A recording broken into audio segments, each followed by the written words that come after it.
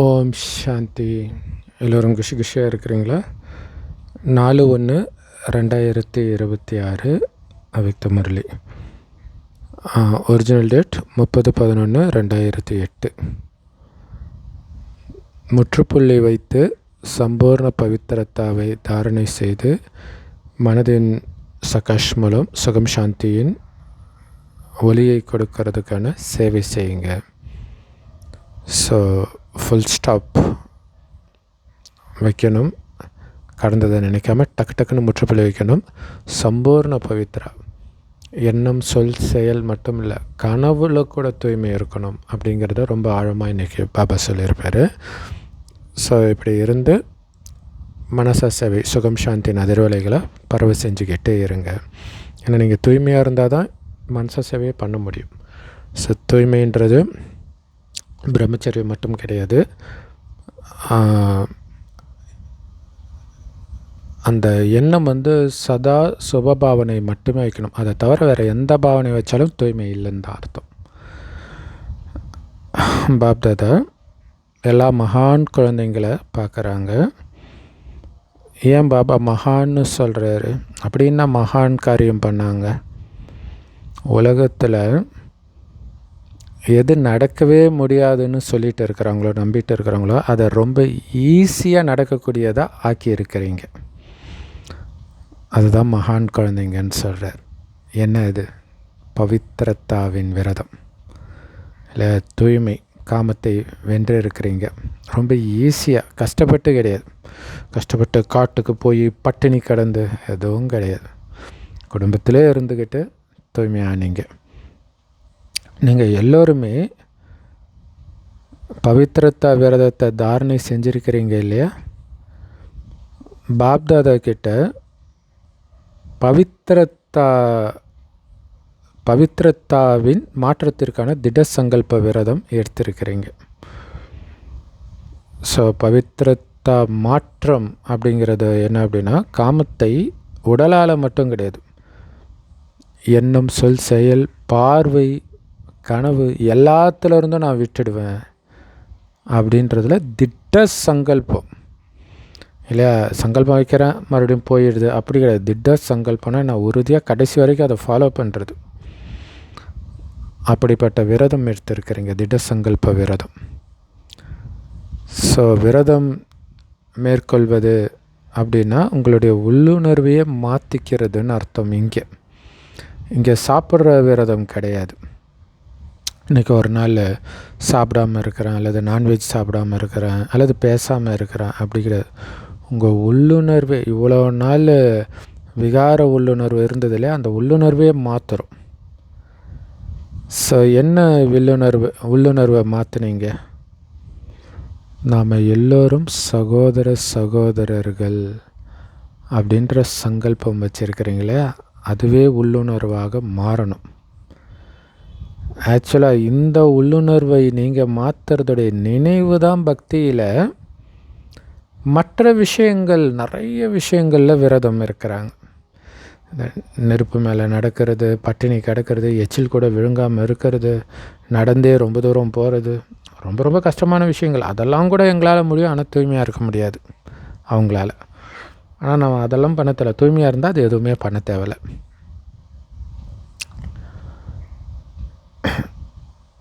So அப்படி தூய்மையாக இருக்கிறதுக்காகவும் அவங்க நிறைய விரதங்கள் மேற்கொள்கிறாங்க இந்த உள்ளுணர்வுக்காக.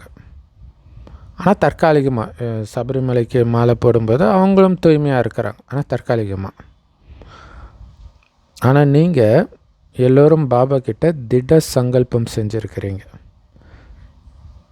அப்போ யோசிச்சு பாருங்களா, சபரிமலைக்கு மாலை போட்டாங்கன்னா அவங்கள கடவுளுக்கு ஈக்குவலாக நினைப்பாங்க, சாமின்னு கூப்பிடுவாங்க. ஆனால் வாழ்நாள் ஃபுல்லாக அந்த விரதம் இருக்கிறோம். ஆனால் நமக்கு எவ்வளோ தடை வருது யோசிச்சு பாருங்கள். ஸோ அந்த மரியாதை உங்களுக்கு நீங்களே கொடுத்துக்கணும். அது ரொம்ப முக்கியமானது. அப்படிப்பட்ட மரியாதைக்குரியவனாக நான் இருக்கிறேன் அப்படிங்கிற போதையும் இருக்கணும். ஸோ பாபா கிட்ட திட சங்கல்பம் செஞ்சுருக்கிறீங்க. ஏன்னா பிராமண வாழ்க்கையுடைய அஸ்திவாரமே தூய்மை தான். அந்த தூய்மை மூலமாக தான் நமக்கு பரமாத்மாவுடைய அன்பும் கிடைக்கிது, பரமாத்மா கிட்ட இருந்த அனைத்து பிராப்திகளும் கிடைக்கிது. எதன் ஆதாரத்தில்? தூய்மையின் ஆதாரத்தில். எந்த அளவுக்கு தூய்மையாக இருக்கிறீங்களோ அந்த அளவுக்கு பாபா மேலே அன்பாக இருக்கிறீங்கன்னு அர்த்தம். எந்த அளவுக்கு தூய்மையாக இருக்கிறீங்களோ அந்த அளவுக்கு உங்களுக்கு பொக்கிஷங்கள் சேமிப்பாகிட்டே இருக்குதுன்னு அர்த்தம். ஆனால் இந்த தூய்மையை மகாத்மாக்கள்னு உலகத்தில் சொல்கிறாங்க பாருங்கள், அவங்களே கஷ்டம்னு நினைக்கிறாங்க. கணவன் மனைவி ஒன்றா இருந்துட்டு தூய்மையாக இருக்கலாம் நடக்கவே முடியாது, அசம்பவம்னு நினைக்கிறாங்க. ஆனால் நீங்கள் பவித்திரத்தாவை ஸ்வதர்மம்னு புரிஞ்சிருக்கிறீங்க இல்லையா? தூய்மை எங்களுடைய இயல்பான சுபாவம். ஸ்வதர்மமே அதுதான். சுயதர்மம்னா என்ன அர்த்தம்? இயல்பாகவே நேச்சுரலாகவே எங்களுடைய குணமே அதுதான் அப்படின்னு நீங்கள் புரிஞ்சுக்கிறீங்க. ஆனால் அவங்களுக்கு அது ஒரு மிகப்பெரிய கஷ்டமாக தெரியுது. நிறைய நல்ல நல்ல குழந்தைங்க யார் சங்கல்பம் செஞ்சுருக்கிறாங்களோ தூய்மைக்காக மற்றும் திட சங்கல்பத்தின் மூலம் நடைமுறையில் அதை மாற்றத்தையும் செஞ்சு காட்டுறாங்களோ அந்த மாதிரி நாலாபுறமும் இருக்கக்கூடிய எல்லா மகான் குழந்தைங்களுக்கும் பாப்தாதா மிக மிக மனப்பூர்வமான ஆசீர்வாதங்களை கொடுத்துட்டு இருக்கிறார். ஏன்னா பாபா அந்த மாதிரி குழந்தைங்கள தான் பாபாவுடைய குழந்தைங்களாகவே அவர் நினைக்கிறார். அந்த குழந்தைங்க கிட்ட தான் அவர் அன்பே செலுத்துகிறார்.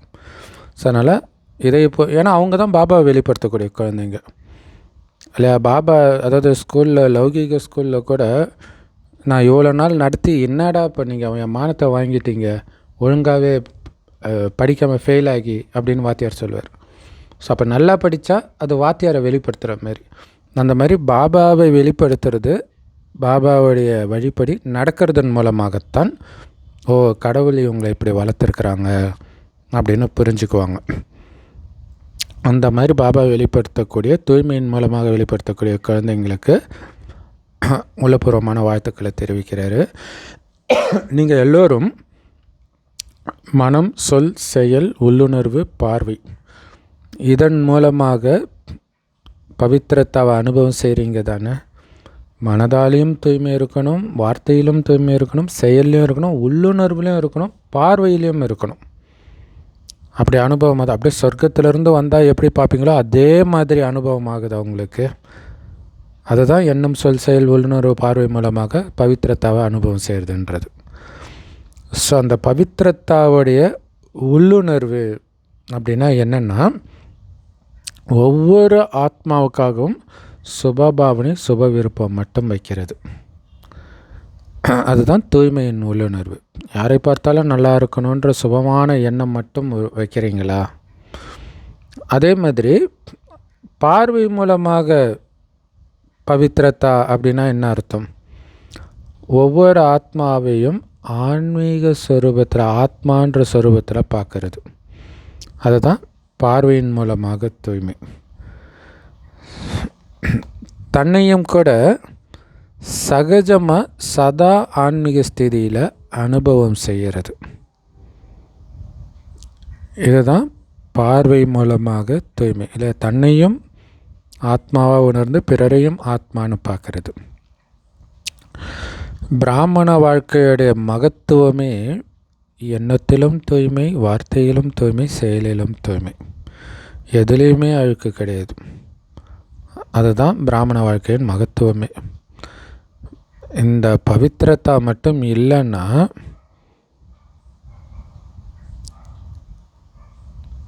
பிராமண வாழ்க்கையே கிடையாது. சதா பவித்திரத்தாவின் பலத்தினால உங்களுக்கு நீங்களே ஆசீர்வாதம் கொடுத்துக்கிறீங்க அப்படின்னு பாட்டு இருக்குது. பிராமண வாழ்க்கையுடைய பாட்டு இது. இல்லை, தூய்மையாக இருக்க இருக்க இருக்க தூய்மையின் பலம் ஏற ஏற உங்களுக்கு நீங்களே ஆசீர்வதிச்சுக்கிறீங்க.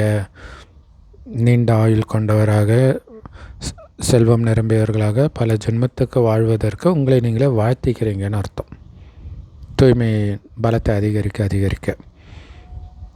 ஸோ என்ன ஆசீர்வாதம் கொடுக்குறீங்க? பவித்திரத்தா மூலமாக எப்போவுமே எனக்கும் குஷி அனுபவமாகுது, மற்றவர்களுக்கும் குஷியை கொடுக்குறோம் இல்லை. அந்த தூய்மையான உள்ளுணர்வோடு ஒருத்தர் கூட நீங்கள் பேசுகிறீங்கன்னா உங்களுக்கும் குஷி அனுபவமாகும், உங்கள் கூட பேசுகிறவங்களுக்கும் குஷி அனுபவமாகும். ஒரு சிலர் இந்த வெகுளியாக இருக்கிறவங்க கூட பேசுகிறதுக்கு எல்லோருக்கும் பிடிக்கும். இதுதான் தூய்மை தான் காரணம். பவித்ர ஆத்மாவுக்கு 3 விசேஷ வரதானம் கிடைச்சிருக்குது. ஒன்று, தனக்குத்தானே வரதானம் கொடுக்குறாங்க. ஸோ அதனால் ஈஸியாக பாபாவுக்கு அன்பானவராக ஆகிடுறாங்க. ரெண்டாவது, வரதாதா பாபாவுடைய ரொம்ப நெருக்கமான ரொம்ப அன்பான குழந்தையாக ஆகிடுறாங்க. அதனால் பாபாவுடைய ஆசீர்வாதங்களும் தானாகவே கிடைக்கிது இல்லையா. ஒன்று, உங்களுக்கு நீங்களே வரம் கொடுக்குறீங்க, அது ஒரு வரம் பிராமண வாழ்க்கையில் தூய்மையாக இருக்கிற ஆத்மாவுக்கு. அடுத்தது பாபா மூலமாகவும் வரம் கிடைக்கிது. அதனால் பாபாவுக்கு ரொம்ப நெருக்கமானவர்களாக ஆகிடுறீங்க. ஸோ இல்லையா, தூய்மை ஆக ஆக பாபாவுக்கு நெருக்கமாக ஆகுறீங்க தானே, பாபாவுக்கு பிரியமானவராக ஆகுறீங்க தானே. அப்போ பாபாவும் உங்களுக்கு ஆசீர்வாதம் கொடுக்குறார். ஸோ தானாகவே பாபாவுடைய ஆசீர்வாதம் கிடைக்கிது நீங்கள் தூய்மையாக இருந்தீங்கன்னா. அடுத்தது, யாரெல்லாம் பிராமண பரிவாரத்தின் விசேஷ நிமித்தமாக ஆகி இருக்கிறாங்களோ கருவி ஆத்மாக்கள், அவங்க மூலமாகவும் ஆசீர்வாதங்கள் கிடைச்சிக்கிட்டே இருக்குது இல்லையா. நீங்கள் தூய்மையாக இருக்கிறதன் மூலமாக, இப்போ உதாரணத்துக்கு உங்களை பாபா குழந்தை ஆக்குறாங்க அப்படின்னா, உங்களை நீங்கள் தூய்மையாக இருக்க உங்களை பாபா குழந்தை ஆக்கினவங்களுக்கும் பெருமை இல்லையா. அப்போ அவங்களுடைய ஆசீர்வாதமும் உங்களுக்கு கிடைக்கும். அவங்க உங்கள் அளவுக்கு ஸ்ட்ராங்காகவே இல்லாட்டினா கூட உங்களை பார்த்து அவங்க ஆச்சரியப்படுவாங்க. ஸோ அந்த ஆசீர்வாதமும் கிடைச்சிக்கிட்டே இருக்குது. 3 பேருடைய ஆசீர்வாதங்கள்னால சதா பறந்துக்கிட்டே இருப்பாங்க. யார்? தூய்மையாக இருக்கிறவங்க, எப்போவுமே தூய்மையாக இருக்கிறவங்க. ஸோ அதனால் நீங்கள் எல்லோரும் தனக்குத்தானே கேட்கணும், பவித்ரத்தாவுடைய பலம் இருக்குதா, பவித்ரத்தாவுடைய பலனை சதா அனுபவம் செய்கிறீங்களா இல்லையா. பலமும் இருக்கணும், அதோடைய பலனும் அனுபவமாகணும். ஸோ பலன் என்னது? இந்த ஆசீர்வாதம் கிடைச்சிக்கிட்டே இருக்கும். அப்புறம் அந்த சந்தோஷமும் இருக்கும். அதை தான் அடுத்தது சொல்கிறார். என்ன பலன் அப்படின்னா, சதா ஆன்மீக நஷா, அந்த ஆன்மீக போதை, அதான் அதீந்திரிய சுகம். அடுத்தது மனதில் பெருமிதம் இல்லை, அந்த தூய்மையாக இருக்கிறதே ஒரு மிகப்பெரிய உயர்ந்தவர் அப்படிங்கிற அந்த போதையை கொடுக்கும், அந்த பெருமை இருக்கும். இதை வச்சு தான் குலகௌரவம் அப்படிலாம் சொல்கிறாங்க இல்லையா. இது தூய்மையின் ஆதாரத்தில் இருக்குது. அப்பப்போ குழந்தைங்க யாராவது அமிர்த வேலையில் பாபாவை சந்திக்கும் பொழுது பாபா கிட்ட என்ன பேசுகிறாங்க தெரியுமா? தூய்மை மூலமாக கிடைக்கிற அதீந்திரிய சுகம் எப்போவுமே கிடைக்க மாட்டேங்குதே பாபா அப்படின்னு சொல்கிறாங்களாம். சில நேரம் கிடைக்குது, சில நேரம் கிடைக்க மாட்டேங்குதுன்றாங்களாம். ஏன்னா பவித்ரத்தாவுடைய பலனே அதீந்திரிய சுகம்தான். இல்லை, தூய்மையாக இருந்தால் தான் அந்த அதீந்திரிய சுகம் அனுபவமாகும். அதனால் உங்களை நீங்களே கேளுங்க, நான் யார்? சதா அதீந்திரிய சுகத்துடைய அனுபவத்தில் இருக்கிறேன்னா, அல்லது எப்போவாச்சும் தான் அதீந்திரிய சுகம் அனுபவமாகுதா? உங்களை நீங்கள் என்னென்னு சொல்லிக்கிறீங்க? உங்கள் பேர் எழுதும்போது எல்லோரும் என்ன எழுதுறீங்க? பிகே, அடுத்தது அந்த பேர், உங்கள் பேரை எழுதிக்கிறீங்க. இப்போ பிகேன்னு போட்டு தான் வைக்கிறீங்க இல்லையா, பாபாவுடைய குழந்தைன்னு, பிரம்மா குமாரின்னு. அப்புறம் தன்னை மாஸ்டர் சர்வசக்திவான்னும் சொல்லிக்கிறீங்க. எல்லோரும் மாஸ்டர் சர்வசக்திவான் தானே. நான் மாஸ்டர் சர்வசக்திவான், எப்போவுமே மாஸ்டர் சர்வசக்திவான், எப்போவாச்சும் கிடையாது. எப்போவுமே தன்னை யார் மாஸ்டர் சர்வசக்திவான்னு புரிஞ்சுக்கிறீங்களோ அவங்க கையை உயர்த்துங்க. எப்போவுமே. ஸோ யோசித்து கையை உயர்த்துங்க. எப்போவும் மாஸ்டர் சர்வசக்திவான்ற உணர்வில் இருக்கிறீங்களா? இரட்டை வெளிநாட்டினர் கை உயர்த்தலை, கொஞ்சம் பேர் தான் கை உயர்த்துறீங்க. டீச்சர்களை கை உயர்த்த சொல்கிறாரு எப்போவுமே அப்படின்னு. அது எப்போவுமே மாஸ்டர் சர்வசக்திவான் புரிஞ்சுருக்கிறீங்களா? கை உயர்த்துங்கன்றார். சும்மா கை உயர்த்திடக்கூடாது. யார் எப்போவுமே மாஸ்டர் சர்வசக்திவானாக இருக்கிறாங்களோ அவங்க தான் கை உயர்த்தணும். ரொம்ப ரொம்ப கம்மியானவங்க தான் கை உயர்த்தினாங்க. ஸோ அப்புறம் பாபா பாண்டவர்களை கை உயர்த்த சொல்கிறாரு, பின்னாடி இருக்கிறவங்கள கை உயர்த்த சொல்கிறாரு. எல்லாம் சொல்லியும் ரொம்ப ரொம்ப கம்மியான பேர் தான் கை உயர்த்தி இருக்கிறாங்க. முழு சபையும் கை உயர்த்தலை. ஸோ பாபா சொல்கிறாரு, நல்லது. மாஸ்டர் சர்வசக்திவான் அப்படின்னா நீங்கள் எப்பயும் மாஸ்டர் சர்வசக்திவான் தானே. அப்போ டெஸ்ட் பேப்பர் வரும்போது அந்த சக்தியெல்லாம் எங்கே போயிடுது? ஏன்னா மாஸ்டர்னால் அதோடைய அர்த்தமே பாபாவை விட உயர்ந்தவர்கள்னு அர்த்தம். அப்போ செக் பண்ணி பாருங்கள், ஏன் அந்த நேரம் சக்தி இல்லை டெஸ்ட் பேப்பர் வரும்போது? கண்டிப்பாக தூய்மையின் அஸ்திவாரத்தில் கொஞ்சம் பலவீனம் இருக்கணும், அதுதான் காரணம். இல்லாட்டினா டெஸ்ட் பேப்பர் வரும்பொழுது ஃபெயில் ஆகிருக்க வாய்ப்பு கிடையாது. இப்போ தூய்மையின் அஸ்திவாரம் பலமாக இல்லை. ஸோ என்ன பலவீனம் இருக்குது? மனசில், அதாவது சங்கல்பத்தில் பலவீனம் இருக்குது இல்லையா? திடமான சங்கல்பம் இல்லை. பேச்சில் பலவீனம் இருக்குது, அல்லது கர்மத்தில் பலவீனம் இருக்குது, அல்லது கனவுலையாவது பலவீனம் இருக்குது. அதனால தான் அந்த நேரம் சக்தி இல்லை. ஏன்னா பவித்திர ஆத்மாவாக இருந்தால் அவங்களுடைய எண்ணம், சொல், செயல், சம்பந்தம், தொடர்பு, கனவு தானாகவே சக்திசாலியாக இருக்குன்றார். அப்போ தான் அது தூய்மையான ஆத்மா. அப்படி இல்லைன்னா தூய்மையான ஆத்மா கிடையாது. தூய்மையான ஆத்மானா எல்லாமே சக்திசாலியாக இருக்கும். எண்ணமும் சக்திசாலியாக இருக்கும், தூய்மையான எண்ணம் இருக்கும், சுபபாவனை இருக்கும், வார்த்தையும் அப்படி இருக்கும், செயல், சம்பந்தம், தொடர்பு, கனவு எல்லாமே சக்திசாலியாக இருக்குன்றார். ஸோ உள்ளுணர்வை மாற்றணும்னு விரதம் இருக்கிறீங்க. அதை ஏன் எப்போதாவது மட்டும் இருக்கிறீங்க? இல்லை, எப்பவும் இல்லை இருக்கணும் அந்த விரதம். நேரத்தை பார்த்துட்டு இருக்கிறீங்க. நேரம் உங்களை கூப்பிடுது, ரெடியாகி வாங்கன்ட்டு. பக்தர்களும் கூப்பிடுறாங்க. ஸோ ஆத்மாக்களுடைய அழைப்பை கேட்குறீங்க.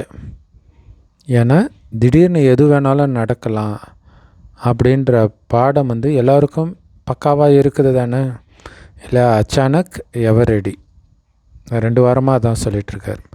திடீர்னு எது வேணாலும் நடக்கும், எப்போவுமே தயாராக நிலையில் இருக்கணும். ஸோ அதனால் அஸ்திவாரத்தின் பலவீனம் அப்படின்னா தூய்மையின் பலவீனம்னு அர்த்தம். வார்த்தையில் கூட சுபபாவனை, சுப விருப்பம் இருக்க மாட்டேங்குது. பவித்திரத்தாவுக்கு விரோதமாக இருக்குது அப்படின்னா கூட சம்பூர்ண பவித்திரத்தாவுடைய சுகம், அதாவது அதீந்திரிய சுகம் அனுபவம் ஆகாது இல்லையா? வார்த்தையில் அந்த மற்றவங்கள பற்றி இவங்க இப்படி இருக்கிறாங்க அப்படி இருக்கிறாங்கன்ற மாதிரி எண்ணம், அவங்களாம் மாறவே மாட்டாங்கன்ற எண்ணம் இருந்துச்சுன்னா அதீந்திரிய சுகம் அனுபவம் ஆகாதுன்றார். ஏன்னா அது தூய்மைக்கு விரோதமானது அந்த எண்ணம். பிராமண வாழ்க்கையுடைய லட்சியமே அசம்பவத்தையும் சம்பவமாக்கிறது தான். நடக்க முடியாததை நடத்தி காட்டுறது தான் பிராமண வாழ்க்கையின் லட்சியமே. ஸோ அதில் எவ்வளவு அவ்வளவுன்ற சத்தம்லாம் கிடையாது. எவ்வளவு இருக்கணுமோ அவ்வளவு இல்லை இல்லையா? எந்த அளவுக்கு தூய்மை இருக்கணுமோ அவ்வளவு இல்லை. அதனால் நாளைக்கு அமிர்த வேளையில் ஒவ்வொருத்தரும் உங்களை செக் பண்ணுங்கள். உங்களை செக் பண்ணணும், மற்றவங்கள கிடையாது இல்லையா? மற்றவங்கள பற்றி யோசிக்கவும் கூடாது, பார்க்கவும் கூடாது. உங்களை தான் செக் பண்ணணும். எத்தனை சதவீதம் நான் பவித்திரத்தா விரதத்தை கடைபிடிக்கிறேன்? 100% கடைபிடிக்கிறேன்னா செக் பண்ணுங்கள். 4 விஷயங்களை சோதிக்கணும். ஒன்று உள்ளுணர்வு, ரெண்டாவது சம்பந்தம் தொடர்பில் சுபபாவனை சுப விருப்பம். இதெல்லாம் இருக்குதா செக் பண்ணுங்க. இவர் இப்படி தான்ப்பா இருக்கிறாரு அப்படின்னு இருக்கக்கூடாது, இவர் மாறவே மாட்டார் அப்படி இருக்கக்கூடாது. அந்த ஆத்மாக்காக மோசமாகவே இருந்தாலும் அந்த ஆத்மாக்காகவும் சுபபாவனை தான் இருக்கணும். அப்படி இருக்குதா? ஏன்னா நீங்கள் தான் தெய்வம், நீங்களே கைவிட்டீங்கன்னா பிதாபை என்னை ஏன் கைவிட்டேர்னு இயேசு சொல்கிறாரு இல்லையா? அந்த மாதிரி இஷ்ட தெய்வம் நீங்கள் கைவிடலாம், கைவிடக்கூடாதுல்ல. நம்பிக்கை இருக்கணும்ல பக்தர்கள் மேலே அல்லது எந்த ஆத்மா மேலேயுமே. எப்போ நீங்கள் எல்லோரும் உங்களை உலகத்தை மாற்றம் செய்பவர்கள் அப்படின்னு ஏற்றுக்கிறீங்களோ, எல்லோரும் அப்படி தானே இருக்கிறீங்க, உலகத்தை மாற்றம் செய்பவர்கள் தானே நீங்கள். அப்போ உங்களை உலகத்தையே மாற்றம் செய்பவன்னு புரிஞ்சுக்கிறீங்களா? கை உயர்த்துங்க. சரி, இது நல்லா தான் கை உயர்த்துறீங்க, அதுக்கு வாழ்த்துக்கள். ஆனால் பாப்தாதா உங்கள் எல்லாருக்கிட்டையும் ஒரு கேள்வி கேட்குறார். என்ன கேள்வி? உலகத்தையே மாற்றுபவராக நீங்கள் இருக்கும் பொழுது, உலக மாற்றம்னா என்ன அர்த்தம்? இயற்கையை மாற்றுறீங்க, பஞ்ச தத்துவம் எல்லாமே வந்துடுது. அப்போ இதையே மாற்ற முடியணும் போது உங்களை மாற்ற முடியாதா? உங்களுக்கு சேவைக்கு துணையாக இருக்கிறார்களே அவர்களை மாற்ற முடியாதா? பிராமண பரிவாரத்தை மாற்ற முடியாதா? இவங்களாம் மாறவே மாற்றாங்கன்றீங்களே, அது கேட்குறாரு. உலகத்தையே மாற்றும்போது, பஞ்ச தத்துவத்தை கூட மாற்றும்போது பாபா குழந்தைங்கள உங்களால் மாற்ற முடியாதா? ஏன்னா பாபா குழந்தைங்களோட தான் பிரச்சனை வரப்போகுது. அதான் மாற்ற முடியாதா? நம்ம குடும்பத்தை மாற்ற முடியாதா அப்படின்னு சொல்கிறார். ஏன்னா விஸ்வ பரிவர்த்தக் அப்படின்னா என்ன அர்த்தம்? உலகத்தையே மாற்றக்கூடியவர். அப்படின்னா ஆத்மா உலகத்தில் தானே ஆத்மாக்கள் இருக்குது. அப்போ ஆத்மாக்களை, இயற்கையை எல்லாத்தையும் மாற்றணும். அதனால் உங்களுடைய உறுதிமொழியை நினைவு செய்யுங்க. எல்லோரும் பாபா கிட்ட பல தடவை உறுதிமொழி கொடுத்துருக்கிறீங்க. ஆனால் பாப்தாதா இதை தான் பார்க்குறார். நேரமும் ரொம்ப வேகமாக வந்துட்டு இருக்குது. எல்லாருடைய அழைப்பை கேட்குறவங்க மற்றும் மாற்றம் செய்யக்கூடிய உபகாரி ஆத்மாக்கள் யார்? நீங்கள் தானே. இப்போ டைம் நெருங்கிட்டு இருக்குது. ஸோ பாப்தாதா இதுக்கு முன்னாடி கூட சொல்லியிருக்கிறாங்க, பரோபகாரி அல்லது உலகத்தின் உபகாரி ஆகணும் அப்படின்னா 3 சொற்களை முடிச்சிடணும். அது என்ன அப்படிங்கிறது உங்களுக்கு தெரியும், ஏன்னா நீங்கள் புத்திசாலிகள். முதல் சொல் பரசிந்தனை இருக்கக்கூடாது, அதாவது மற்றவர்களை பற்றிய சிந்தனை, பிற சிந்தனை. ரெண்டாவது பரதர்ஷன், மற்ற விஷயத்தை பார்க்கக்கூடாது. மூணாவது பரமத், பிறருடைய வழியை ஃபாலோ பண்ணக்கூடாது. ஸோ இந்த 3த்தையும் முடிச்சிடணும். இந்த பிறன்ற வார்த்தையே இருக்கக்கூடாது. ஸோ இந்த 3 பரன்ற சொற்களையும் முடிச்சிட்டிங்கன்னா பரோபகாரி ஆகிடுவீங்க இல்லையா? பரச்சந்தன், பரதர்ஷன், பரமத், இது 3 முடிச்சிட்டிங்கன்னா பரோபகாரி ஆகிடுவீங்க.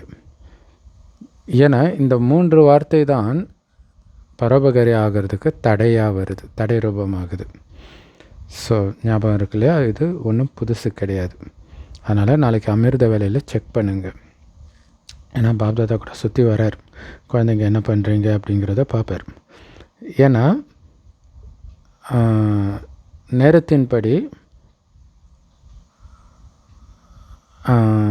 அழைப்பின்படி துக்கத்தில் இருக்கிற ஒவ்வொரு ஆத்மாவுக்கும் மனதின் சக்தி மூலமாக சுகம் சாந்தியின் ஒளியை கொடுக்கணும் நீங்கள். ஏன்னா துக்கம் அப்படி இருக்குது, கூப்பிட்றாங்க எல்லோரும் சாந்தி தேவான்ட்டு. சாந்தியை கொடுக்க வேண்டியது உங்களுடைய கடமை. ஸோ பாபா சில நேரம் குழந்தைங்களை திடீர்னு பார்க்குறார் என்ன செஞ்சிட்ருக்குறாங்கன்ட்டு. ஏன்னா குழந்தைங்க மேலே பாபாவுக்கு அன்பு இருக்குது இல்லையா? குழந்தைங்களோட போகணும். பாபா தனியாக போக மாட்டார், பாப்தாதா. ஸோ நீங்களும் பாப்தாதா கூடவே தானே வருவீங்க. ஸோ முன்னாடி இருக்கிறவங்க கை உயர்த்தலையும் இப்போ வரமாட்டிங்களா? கூடவே வரணும் இல்லையா? பாப்தாதாவும் குழந்தைங்களுக்காக தான் காத்துக்கிட்டு இருக்கிறார். அட்வான்ஸ் பார்ட்டி, அதாவது உங்களுடைய தாதிமார்கள், உங்களுடைய விசேஷ பாண்டவர்கள் எல்லாருமே உங்களுக்காக தான் வெயிட் பண்ணிகிட்டு இருக்கிறாங்க. அவங்களும் மனசில் பக்காவாக உறுதிமொழி எடுத்துருக்குறாங்க, நாம் எல்லோரும் கூடவே போகணும் அப்படின்ட்டு உங்களுக்காக வெயிட் பண்ணுறாங்க. ஸோ கொஞ்சம் பேரோடு போயிடுறது கிடையாது, உங்கள் எல்லாரோடையும் போகணும். அதனால் நாளைக்கு அமிர்த வேலையில் செக் பண்ணுங்கள், எந்த விஷயத்தில் குறை இருக்குது, மனசில் குறை இருக்குதா, வார்த்தையில் குறை இருக்குதா, காரியத்தில் குறை இருக்குதா, செக் பண்ணுங்கள். ஸோ பாப்தாதா எல்லா சென்டரையும் ஒரு முறை சுற்றி வந்தாராம். என்ன பார்த்தார், எந்த விஷயத்தில் குறை இருந்துச்சு, ஒரு வினாடியில் மாற்றம் செஞ்சு முற்றுப்புள்ளி வைக்கணும், இதில் தான் குறை இருக்குதுன்றார் இல்லையா. அந்த பழைய குணத்தை ஒரு செகண்டில் முற்றுப்புள்ளி வைக்கணும். அந்த ஒரு செகண்ட் கிராஸ் ஆகிட்டாலே இழுத்துட்டு போயிடும் மாயா. இப்போ எவ்வளோ எச்சரிக்கையாக இருக்கணும் இல்லையா. பாம்பு கொத்துற மாதிரி தான், அந்த பாம்பு கொத்தும்போது ஒரு செகண்ட் நீங்கள் எஸ்கேப் ஆகலைன்னா பாம்பு கொத்திடும். அந்த மாதிரி தான் மாயா. அதனால தான் மாயாவை பாம்போட ஒப்பிடுறாங்க. ஸோ எது வரைக்கும் முற்றுப்புள்ளி வைக்கிறீங்களையோ அதுக்குள்ளே என்னென்ன நடக்குமோ தெரியாது. ஸோ அதனால் டக்குன்னு ஒரு வினாடியில் முற்றுப்புள்ளி வைக்கணும். எந்த அளவுக்கு லேட் ஆகுறீங்களோ அதுக்குள்ளே நிறைய பாவம் பண்ணிவிடுவீங்க. பாவத்தை அழிக்கிறதுக்கு வந்திருக்கிறோம் இல்லையா. கடைசி நேரத்தில் அந்த ஒரு செகண்டு தான் இருக்கும்ன்றார், அதிலே முற்றுப்புள்ளி வச்சிடணும். ஆனால் பாபா என்ன தெரியுமா பார்த்தாரா, வைக்க வேண்டியது முற்றுப்புள்ளி, ஆனால் நீங்கள் முற்றுப்புள்ளிக்கு பதில் கமா போட்டுடுறீங்க. மற்றவங்களுடைய விஷயத்தை நினைக்கிறது, இது ஏன் நடக்குது இல்லையா, அதாவது இந்த க்யூரியாசிட்டியை தோன்றதுன்னுவாங்கல்ல, அதில் போய் மாட்டிக்கிறது. அடுத்தது என்ன ஆகும் என்ன ஆகும். 5 விகாரத்துக்குமே காரணம் க்யூரியாசிட்டி தான். காமம், கோபம், பற்று, பேராசை எல்லாமே.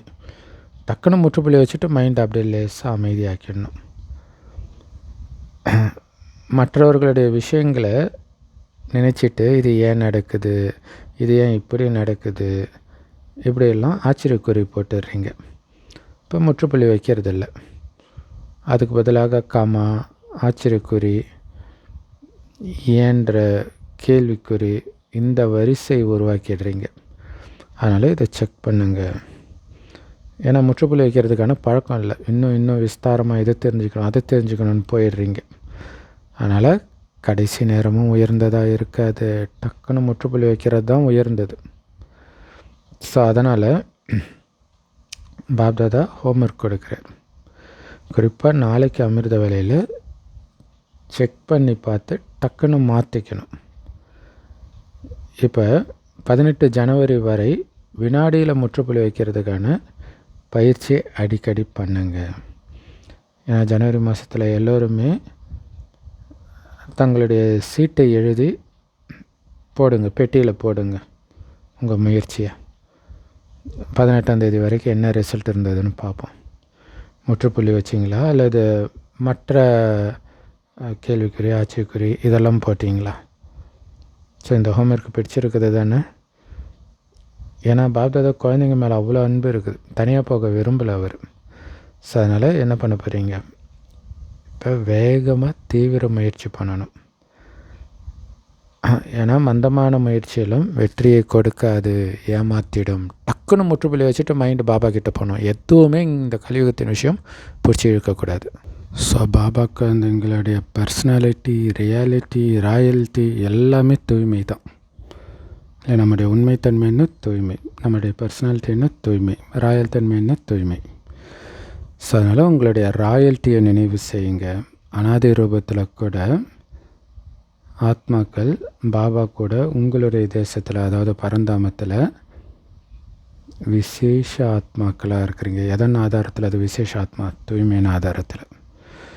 எப்படி ஆகாயத்தில் விசேஷமாக சில நட்சத்திரங்கள் பயங்கரமாக ஜொலிக்கும் இல்லையா, அந்த மாதிரி அனாதி ரூபம், அனாதி ரூபம்னா ஆத்ம ரூபம் பரந்தாமத்தில், அங்கே விசேஷ நட்சத்திரங்களை நீங்கள் தனியாக ஜொலிக்கிறீங்க. அத்தனை ஆத்மாக்களுக்கு இடையில் நீங்கள் மட்டும் தனியாக தெரிவிங்க.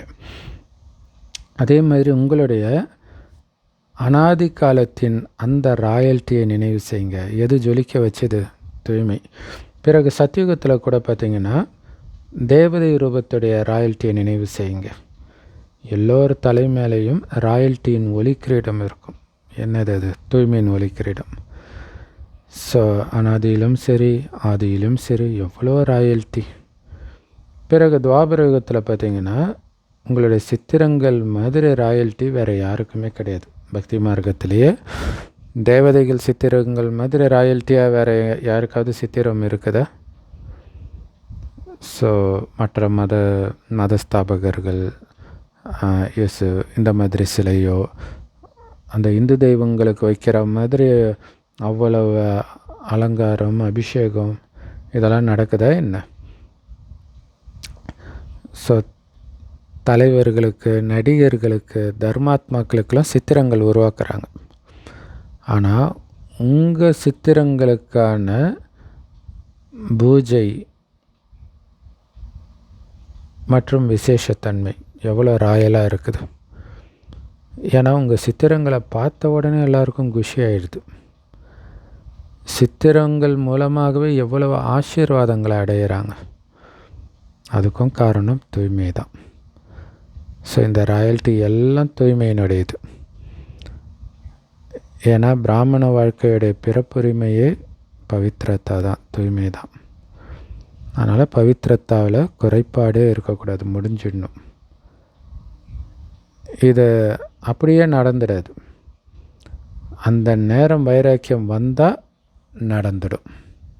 ஸோ வைராக்கியம் முக்கியமான விஷயம். அந்த நேரம் தூய்மை இழக்கிற அந்த நேரத்தில் டக்குன்னு அந்த குறையை நீக்கிடணும்.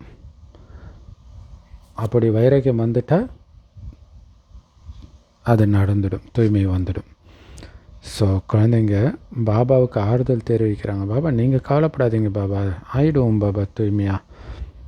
ஆனால் பாபா சொல்கிறாங்க, இந்த ஜனவரி மாதத்துக்குள்ளே குறிப்பாக தூய்மையில் ஒவ்வொருத்தரும் தன்னை சம்பன்னமாக்கிக்கணும், முழுமையாக்கிக்கணும். ஸோ பவித்திரத்தான்றது வெறும் பிரம்மச்சரிய விரதம் மட்டும் கிடையாது, வீண் சங்கல்பம் கூட அப்பவித்திரத்தா தான். ஸோ அதனால் வீண் சங்கல்பமே, விகார சங்கல்பம் இல்லை, வீண் சங்கல்பமே அழுக்கு தான். வீண் வார்த்தைகள், ஆவேசத்தில் பேசப்படுற வீண் வார்த்தைகள், அது கூட கோபத்தின் அம்சம்தான் இல்லையா? ஒரு கோபத்தை கொஞ்சம் சத்தமாக பேசுகிறது, அது எல்லாமே கோபத்தின் அம்சம்தான். அதுவும் முடிஞ்சு போகணும். ஸோ அந்த மாதிரி சமஸ்காரத்தை உருவாக்குங்க. தூரத்தில் இருந்து உங்களை பார்த்த உடனே அந்த தூய்மையின் வைப்ரேஷன் அவங்களுக்கு போய் சேரணும். அந்த மாதிரி சமஸ்காரத்தை உருவாக்குங்க. அந்தளவுக்கு தூய்மை தான் இருக்கணும். ஏன்னா உங்களை மாதிரி தூய்மை வேறு யார்கிட்டையும் கிடையாது. ஸோ உங்களுடைய ஆத்மாவும் தூய்மையாகுது, உங்களுடைய உடம்பும் தூய்மையாகுது. டபுள் பவித்திரத்தா பிராப்தி கிடைக்கிது இப்போ நீங்கள் பண்ணுற தூய்மையை தாரணை பண்ணுறதுனால. ஸோ எந்த குழந்தையாவது முதல்ல வரும்பொழுது பாபா கிட்டேருந்து என்ன வரம் கிடைக்கிது தெரியுமா? பவித்திர பவ யோகி பவ தான். ஸோ ஒன்று பவித்திரத்தா, இன்னொன்று முற்றுப்புள்ளி யோகி. யோகினா பாபா கிட்ட புத்தி இணையணும். அதுக்கு தடையாக நிறைய வீண் விஷயங்கள் வரும். எல்லாத்துக்கும் முற்றுப்புள்ளி வச்சிடணும் டக்குன்னு. அதான் சொன்னார் இல்லையா, பரதர்ஷன், பரச்சிந்தன், பரமத், இதை கட் பண்ணிடணும். ஸோ இதுதான் யோகி பவ பவித்திர பவ. அமிர்த வேலையில் பாபா சுற்றி வருவார், சென்டரையும் சுற்றி வருவார். ஏன்னா அவரால் ஒரு வினாடியில் நாலாப்புறமும் சுற்ற முடியும். அதனால் இந்த ஜனவரி அவ்யக்த மாதத்துக்காக ஏதாவது ஒரு புது பிளானை உருவாக்குங்க. மனச சேவை, மனச ஸ்திதி மற்றும் அவ்யக்த கர்மம் மற்றும் வார்த்தை, இதை அதிகப்படுத்துங்க. ஸோ 18 ஆப்பு, அதாவது 18 ஜனவரி பாப்தாதா எல்லாருடைய ரிசல்ட்டையும் பார்ப்பார். ஏன்னா பாபாவுக்கு குழந்தைங்க மேலே அன்பு இருக்கு இல்லையா? 18 ஜனவரி அமிர்த வேலையிலிருந்து அன்பின் உரையாடல் தான் பண்ணுறீங்க. எல்லோரும் புகார் தெரிவிக்கிறாங்க, பாபா ஏன் அவ்யக்தமானார். அப்போ பாபாவும் கம்ப்ளைண்ட் பண்ணுறார். சாகாரத்தில் இருந்துக்கிட்டு எப்போ நீங்கள் பாப் சமான் ஆவீங்க? இல்லை, பாபாவுக்கு சமமாகி அவர் போயிட்டார், நீங்கள் எப்போ சமமாவீங்கன்னு பாபாவும் கேட்குறார். ஸோ பாபா இதில் கவனம் கொடுக்க வைக்கிறாரு, அன்பு செலுத்துகிறாரு. கவனத்தை மட்டும் ஈர்க்கலை, அன்பும் செலுத்துகிறாரு. ஏன்னா பாபா குழந்தைங்க மேலே அன்பும் இருக்குது. என்னுடைய ஒரு குழந்தை கூட விட்டுட்டு போயிடக்கூடாது, எல்லாரையும் அழைச்சிட்டு போகணும் அப்படின்னு தான் பாபாவுக்கு ஆசை. ஸோ அதனால் நீங்கள் செய்கிற ஒவ்வொரு காரியத்துலேயும் ஸ்ரீமத் இருக்குதான்னு செக் பண்ணணும். ஏன்னா எல்லாத்துக்கும் ஸ்ரீமத்து கொடுத்துருக்கார். காலை ஏஞ்சதுலேருந்து தூங்குற வரைக்கும் எந்தெந்த காரியம் எப்படி பண்ணணும்னு ஸ்ரீமத்து கொடுத்துருக்குறாரு இல்லையா? அப்படி தான் பண்ணுறேன்னு செக் பண்ணிக்கிட்டே இருங்க. ஸோ ஸ்ட்ராங்காக இருக்கிறீங்க தானே? பாபா கூடவே போகணுன்றதில் ஸ்ட்ராங்காக இருக்கீங்க தானே? ஸோ அப்படி இருந்தீங்கன்னா கையை உயர்த்துங்க. கூடவே போகணும் தானே? டீச்சர்ஸ், பின்னாடி இருக்கிறவங்க, நாற்காலியில் உட்காந்துட்ருக்கிறவங்க, பாண்டவர்கள் எல்லோரையும் கை உயர்த்த சொல்கிறார் பாபா. எப்போ பாபாவுக்கு சமமாக ஆவீங்களோ அப்போ தான் கையோடு கை சேர்த்து போக முடியும் பாபா கூடவே. செஞ்சே ஆகணும், ஆகியே தீரணும், இந்த திட சங்கல்பம் வைங்க. ஸோ 15 நாள் 20 நாள் வரைக்கும் திடத்தன்மை இருக்குது. பிறகு மெதுவாக கவனக்குறைவு வந்துடுது. அதனால் கவனக்குறைவை முடிச்சிடுங்க. அதிகத்திலும் அதிகமாக பார்த்திங்கன்னா 1 மாதம் முழு ஊக்கம் இருக்குது, அந்த திடத்தன்மை இருக்குது. பிறகு 1 மாதத்துக்கு பிறகு கொஞ்சம் கொஞ்சமாக கவனக்குறைவு ஆரம்பமாகிடுது. ஸோ முழுசாக விழிப்பு நிலையில் இருக்கணும், அதுக்கு தான் இந்த ஞானமே.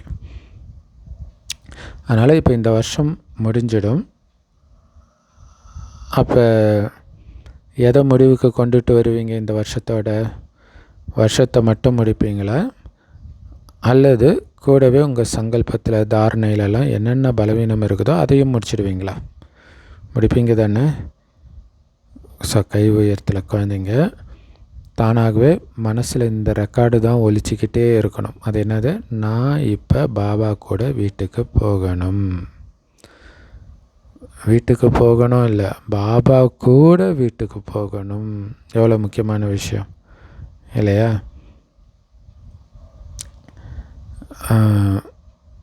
ஸோ வீட்டுக்கு போனால் மட்டும் பத்தாது, ராஜ்யத்திலையும் வரணும், ஆரம்பத்திலே வரணும். ஸோ யார் முதல் தடவை பாப்தாதாவை சந்திக்கிறதுக்காக வராங்களோ அவங்கள பாபா ஏஞ்சி நிற்க சொல்கிறார். ஸோ முதல் தடவை வந்தவங்களுக்கு பாபா வாழ்த்து தெரிவிக்கிறாரு. லேட்டாக வந்தாலும் டூ லேட்டுக்கு முன்னாடி வந்துட்டீங்க, அதனால் தீவிர புருஷார்த்தத்துக்கான வரதானத்தை சதா நினைவில் வைங்க. ஏன்னா லேட்டாக வந்தால் அதிவேகத்தில் போகணும் இல்லையா? ஸோ அதனால் உங்களுக்கு சாய்ஸு கிடையாது, தீவிர புருஷார்த்தம் செஞ்சே ஆகணும். அதனால் செய்வோம் பாபா, பார்ப்போம் பாபாலாம் சொல்லக்கூடாது, செஞ்சே ஆகணும். கடைசியில் வந்தாலும் வேகமாக போய் முதல்ல வரணும் இல்லையா? Last so fast, fast so first. நல்லது. ஸோ பாபா எல்லோருக்கும் இதயபூர்வமான வாழ்த்துக்களை தெரிவிக்கிறாரு.